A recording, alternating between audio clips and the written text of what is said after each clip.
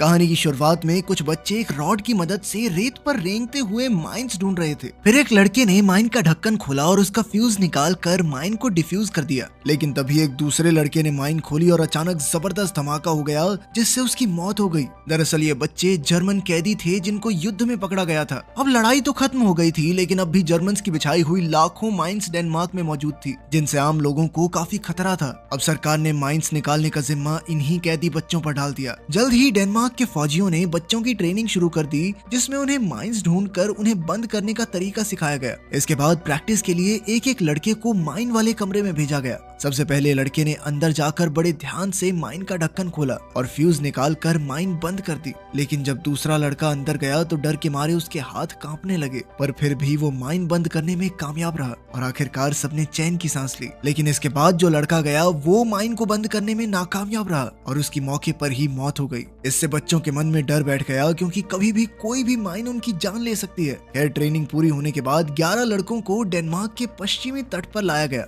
जहाँ पर sergeant Karl उनका बॉस होगा। कार्ल के मन में नाजियों के लिए बहुत नफरत भरी हुई थी। उसने देखा कि ये बच्चे महज 13-14 साल के थे, पर कार्ल जैसा आदमी जो नाजियों से बेहद नफरत करता था, उसके लिए ये बच्चे सिर्फ माइंस ढूंढने के औजार थे। फिर कार्ल ने बीच की ओर इशारा करते हुए कहा कि यहाँ 45,000 माइंस दफन हैं। उसने हुक्म दिया कि हर किसी को 1 घंटे में 6 माइंस ढूंढकर उन्हें बंद करना होगा, ताकि 3 महीने बाद वो अपने घर लौट सकें। इसके बाद सभी बच्चे काम पर जुट गए और रेंगते हुए रॉड से धीरे धीरे माइंस का पता लगाने लगे। अचानक अर्नेस्ट नाम के एक लड़के को एक माइन मिली और उसने अपनी ट्रेनिंग की मदद से माइन को डिफ्यूज कर दिया। इसी तरह उनका पहला दिन काफी अच्छा रहा, क्योंकि किसी को जान का नुकसान नहीं हुआ। शाम को उन्होंने कपड़े के बैग्स में घास भरकर गद्दे बनाए ताकि वो रात को सो सकें। फिर रात को सबने मिलकर बातें की और बताया कि वो घर लौटने के बाद क्या क्या करेंगे। लेकिन उनमें से एक लड़के को बिल्कुल यकीन नहीं था कि वो कभी घर वापस जा पाएंगे, पर बाकी सभी बच्चों के मन में अभी भी आस थी। इसके बाद हम देखते हैं कि उन बच्चों को खाना भी ढंग का नहीं दिया जाता था।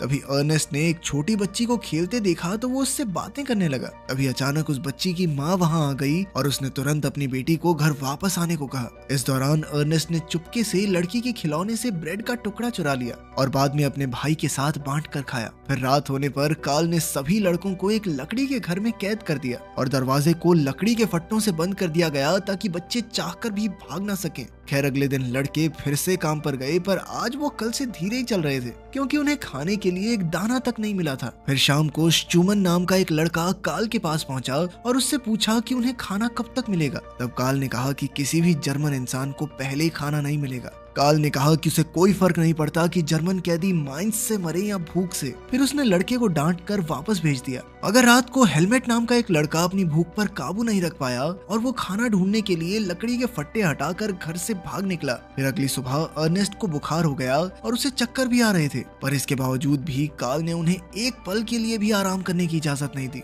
और उन्हें उसी वक्त काम पर लग जाने को कहा। इधर विलियम नाम का एक लड़का भी बीमार हो गया और उसने उल्टी कर दी। तब स्कूमन उसे देखने जा ही रहा था कि अचानक वहां जबरदस्त धमाका हो गया, जिसमें विलियम की दोनों बाजुएं उड़ गई। वो बेचारा दर्द के मारे तड़पते हुए कह रहा था कि वो अपने घर वापस जाना चाहता है। तब अर्नेस्ट चिल्ला चिल्ला कर मदद की गुहार लगाने लगा, मगर पास की खेत वाली औरत ने भी चुपचाप अपना दरवाजा बंद कर लिया। इधर कार्ल भी बच्चों की पुकार सुनने के बावजूद अंदर ही बैठा रहा। लेकिन विलियम की चीख पुकार इतनी दर्दनाक थी कि कार्ल जैसा पत्थर दिल आदमी भी खुद को रोक नहीं सका और उसने बाहर जाकर विलियम को एक इंजेक्शन दे दिया। तब उसे एहसास हुआ कि ये कैदी सिर्फ नाजी फौजी नहीं, बल्कि छोटे बच्चे भी हैं। इसके बाद वो खुद विलियम को उठाकर हॉस्पिटल ले गया। वहीं बाकी बच्चे भी बीमार होकर उल्टियां करने लगे थे। जब कार्ल को इसका पता चला तो उसने सबसे पूछताछ की। तब हेलमेट ने खुलासा किया कि वो कल रात अपनी भूख पर काबू नहीं रख पाया और पास के खेत से कुछ दाने चुरा कर उसने अपने साथियों में बांट दिए। फिर जब कार्ल ने खेत वाली औरत से उन दानों के बारे में पूछा तो उसने बताया कि वो तो कीड़े लगने की वजह से खराब हो गए थे। ये कहकर वो मुस्कुराने लगी, क्योंकि उन दानों को खाने से दुश्मन जर्मन फौजी बीमार हो गए थे। खैर, फिर कार्ल ने सभी बच्चों को लगातार समुद्र का पानी पीने को कहा, ताकि कीड़े वाले दाने उल्टी के जरिए बाहर आ जाएं। इसके बाद उसने सभी बच्चों को नहलाया और बाद में विलियम को देखने हॉस्पिटल पहुंचा। पर तब उसे पता चला कि हॉस्पिटल पहुंचने के कुछ समय बाद ही विलियम की मौत हो गई थी। ये सुनकर कार्ल को बहुत पछतावा हुआ, क्योंकि उसने बच्चों को भूखा रखा था। फिर शाम को वो मिलिट्री बेस से ब्रेड चुरा कर बच्चों के लिए लाया और ब्रेड दरवाजे पर रख दिए। जैसे ही बच्चों ने खाना देखा तो वो तुरंत उस पर टूट पड़े क्योंकि वो कई दिनों से भूखे थे। बाद में जब कार्ल बच्चों से मिला तो उनका मन रखने के लिए उसने कह दिया कि विलियम की तबीयत धीरे धीरे ठीक हो रही है। ये सुनकर सभी बच्चे बेहद खुश हुए, लेकिन अब विलियम के ना होने की वजह से हर बच्चे को 1 घंटे में 8 माइंस बंद करनी होंगी। फिर भी बच्चे खुशी खुशी काम करने में जुट गए और यहाँ से घर लौटने का प्लान बनाने लगे। इन बच्चों को किसी से कोई शिकायत या गुस्सा नहीं था क्योंकि वो जानते थे कि वो बाकी जर्मन फौजियों की हुई गलतियों की भरपाई कर रहे हैं। फिर रात को अचानक कुछ डेनमार्क के फौजियों ने शराब पीकर बच्चों पर हमला कर दिया और वो बेचारे डर के मारे कुछ नहीं कर सके। जब कुछ लड़कों ने जवाब देने की कोशिश की तो फौजियों ने उन पर बंदूकें तान दी। वो गोली चलाने ही वाले थे कि ऐन वक्त पर कार्ल ने वहां आकर कहा कि अगर ये बच्चे मारे गए तो उन्हें अपने आदमियों से माइंस बंद करवानी होंगी। ये सुनकर फौजियों ने बच्चों को छोड़ तो दिया, पर जाने से पहले लेफ्टिनेंट ने कार्ल से कहा कि वो युद्ध के दौरान जर्मन फौजियों के अत्याचारों को भूले ना। तब कार्ल ने कहा कि ये बच्चे तो जानते भी नहीं कि उस वक्त क्या हुआ था। खैर फिर अगले दिन स्कूमन ने एक डबल माइन निकाली। असल में इस माइन को ढूंढने वालों के लिए ही बिछाया गया था। तब स्कूमन ने चिल्लाकर सबको इस तरह की माइन से सावधान रहने को कहा, पर किसी को भी उसकी आवाज सुनाई नहीं दी। इधर वर्नर एक माइन डिफ्यूज करने के बाद बेहद खुश था कि अचानक डबल माइन में भयानक धमाका हो गया। जैसे ही अर्नेस्ट ने ये देखा तो वो रोते हुए अपने भाई की तरफ दौड़ा, पर उसके भाई के तो चीथड़े उड़ चुके थे। जल्द ही कार्ल वहां आया, लेकिन वो भी अब कुछ नहीं कर सकता था। अपने भाई की मौत से अर्नेस्ट को बहुत गहरा सदमा लगा और वो बेचारा बार बार कह रहा था कि उसे वापस जाकर अपने भाई को ढूंढना है। तब कार्ल ने उसे नींद का इंजेक्शन दे दिया और चुपचाप उसके पास बैठ गया। तब उसे एहसास हुआ कि ये कोई नाजी फौजी नहीं बल्कि एक हताश बच्चा है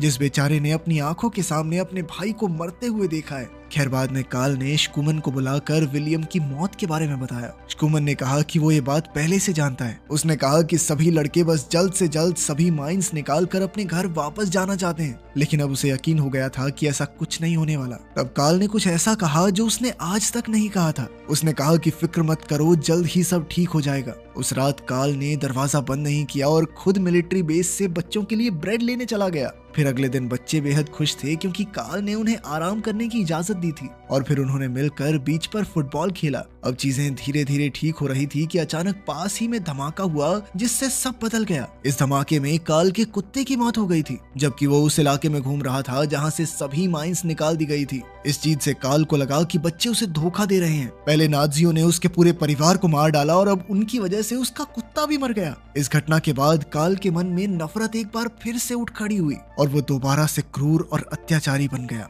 जो लड़का माइंस हटाए हुए इलाके की जांच करता था उसने कार्ल को बताया कि सच में उस इलाके से सारी माइंस निकाल दी गई थी, पर कार्ल ने उसकी एक ना सुनी और उसे कुत्ता बनने की सजा दी। फिर उसने बॉल फेंकी और उसे कुत्ता बनकर ही बॉल लाने को कहा और जबरदस्ती कुत्ते की तरह भौंकने का हुक्म दिया। अब कार्ल ने एक बार फिर से उस इलाके की जांच करने को कहा, पर एक लड़के ने इसका विरोध किया। तब कार्ल ने गुस्से में आकर उसे कई बार थप्पड़ मारे। इसके बाद सभी बच्चे बाहों में बाहें डाले अपनी जान जोखिम में डालकर उस इलाके पर चलने लगे ताकि बची हुई माइंस का पता चल सके। बाद में जिस लड़के को कार्ल ने थप्पड़ मारे थे वो तंग आकर वहां से भाग निकला, लेकिन स्कूमन ने कहा कि सारी माइंस डिफ्यूज करने के बाद उन्हें घर भेज दिया जाएगा। फिर अगले दिन वो खेत वाली औरत अचानक दौड़ते हुए बच्चों के घर में आई और रोते हुए उनसे मदद की गुहार लगाने लगी। लड़के तुरंत उसके साथ भागकर बाहर आए तो उन्होंने देखा कि उसकी बेटी खेलते खेलते माइंस के इलाके में चली गई थी। तब स्कूमन तुरंत जमीन पर लेटकर माइंस खोजने लगा। इधर जब कार्ल वापस आया तो उसने देखा कि घर एकदम खाली था। उसने सोचा कि सभी बच्चे भाग गए, पर जब वो बीच पर पहुंचा तो उसने देखा कि वो सब मिलकर छोटी बच्ची को बचाने की कोशिश कर रहे थे।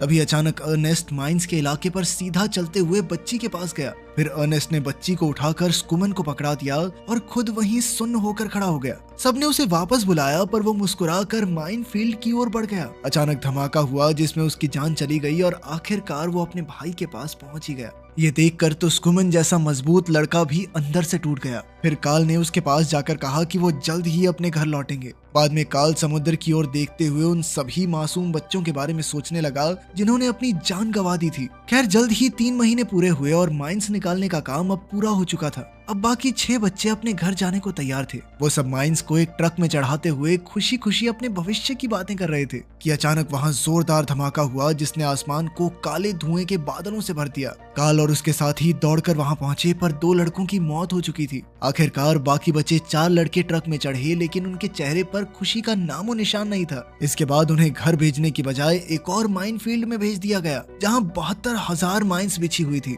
तब उन्हें एहसास हुआ कि घर लौटने के सारे वादे झूठे थे। जब काल को इसकी खबर मिली तो उसे भी धक्का लगा। उसने अपने सीनियर्स से बात करके बच्चों को घर वापस भेजने की पूरी कोशिश की, मगर अफसोस कोई फायदा नहीं हुआ। फिर बाद में नए इलाके के लीडर को एक लेटर मिला तो उसने उन्हीं चारों बच्चों को बाहर बुलाकर एक ट्रक में भेज दिया। वो नहीं जानते थे कि अब उन्हें कहाँ भेजा जाएगा, पर अचानक काल ने ट्रक का कपड़ा उठाया और बच्चों ने देखा कि वो बॉर्डर पर थे। आखिरकार बच्चों को सरहद पर छोड़कर उसने उन्हें घर पहुंचाने का वादा पूरा किया। असल में काल ने ही एक नकली ऑर्डर भेजा था, जिस वजह से उन चारों को रिहा कर दिया गया। एक फौजी होने के नाते शायद उसने गलत किया, लेकिन इंसानियत के नाते काल की अच्छाई ने युद्ध की कड़वाहट को मिटाने का काम किया।